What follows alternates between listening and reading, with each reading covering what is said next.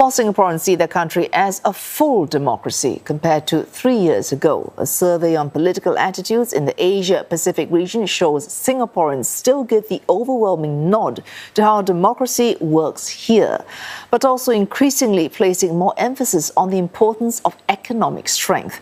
More than 1,000 citizens aged 21 and above were surveyed from September to November last year. Let's take a close look at the findings. More than 4/5 of Singaporeans are satisfied with how democracy works in the country. Support has remained above 80% over the past 5 surveys since 2006. The survey also saw a big shift in sentiment towards the importance of economic development. More respondents say it is as important as democracy, that figure jumping from 8% in the year 2020 to 28% last year. I think in 2023, this trend that we have seen, it really reflects that actually people are interested in both economic development as well as democracy. So actually they are not looking at it as two different sides of the coin, and rather that these two things can actually go in tandem together. When asked if democracy, given its flaws, is the best form of government, more than 70% agreed, just 8% disagreed. Close to 60% of those polled also say the country's government system does need minor changes, while 2% feel the system should be, quote, replaced. There's also continued trust in the government's ability to, quote, problem solve. About 85% agree that Singapore's current system of government has the ability to overcome problems it may face in the future. On the geopolitical front, those polled view China's influence on Singapore slightly more positively compared to the United States. 58% compared with just half for the US. I believe it's got something to do with how the U.S. is treating China. You know, in recent years, we find the U.S. setting up tariffs and then basically not doing right to China.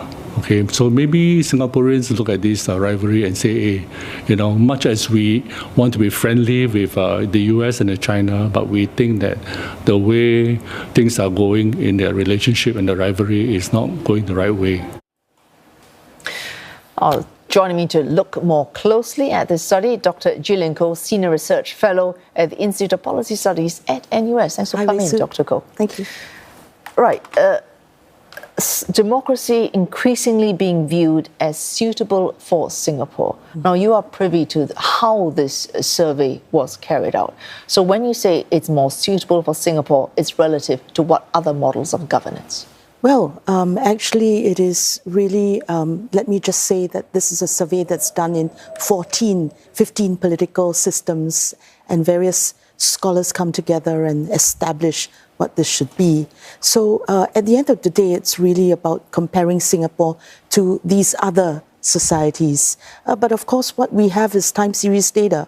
So we're also trying to see how opinions shift over time.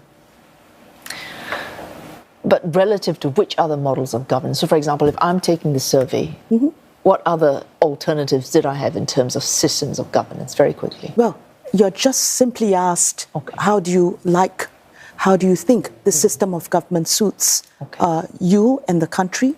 You're also asked whether you think democracy suits the country.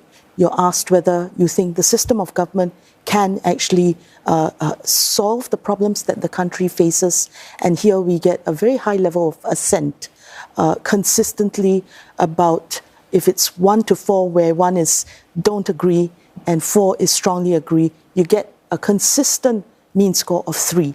People are agreeing to that notion that the system of government suits what is needed for the country and, in their estimation, suits them as citizens and voters. All right, that said, I have real problems with, pinning down exactly what democracy might mean. Yeah. That's why I was asking. But yes, in any case... and there's a set of questions there as well. Okay. And that's the point, to sort of do this over many political systems and try to understand what different publics know or understand by, is democracy. By even that word, democracy. And in Singapore, what we found was these are three things that really matter. The substantive aspects, what does it do in terms of distribution of power and resources and access to what people need? Second, procedures, in terms of democratic procedures, how you run elections, free, fair, how do the courts function? Third, the question of good governance. Does the bureaucracy work to produce quality goods? What is less emphasized are political and civic rights. Should democracy be defined by the freedom to protest, freedom for the media to criticize the government whichever way it wishes, for instance. So the very fact that there are four dimensions. And, from 2006 to now, the several rounds of surveys we've had, the trend is Singaporeans feel Singapore has become more democratic. However they understand that term across these surveys. Yes. Why? But we do have in a different section, we do ask them, as I said, what they mean what were by their reasons? Democracy. Why do they think that? Well, I think it's linked to the question of how well the system serves them. And as we said, there's a high level of assent to the notion that it is a system that does solve their problems. We do have actually a segmentation of the respondents in 2023 survey, and we've grouped them into three archetypes, so to speak. There are two that are very contented with how democracy and the system of government works, but there is one group we call the ambivalent Democrats, and for them, they're not really as convinced that democracy is a good idea. They're not really as convinced as the two that democracy suits Singapore, and they're not as convinced as the other two that the system of government works as well. And these people tend to be in the lower income group, and they also do not believe that there is the fair and equal distribution of power and resources as the other two groups do. Okay, hard test for you. In 30 seconds, tell me what the survey might show for the mood on the ground, given that we have to have elections by November next year. 30 seconds. Most important point is this: in the rest of Southeast Asia, we're looking at democratic backsliding. Voters and people not really, believing that democracy is best and they want to uphold it. For us, we have a relatively healthy belief in democracy, and I think that's the reason why we can be confident that people are going to take their responsibility as citizens in voting, considering all the things of the system, the policies, the people, and ultimately, and the belief that the system actually delivers. So it's worth a vote. And their vote matters. Thanks, Dr. Gillian Koh, Senior Research Fellow at the Institute of Policy Studies from NUS. Thank you for coming this evening.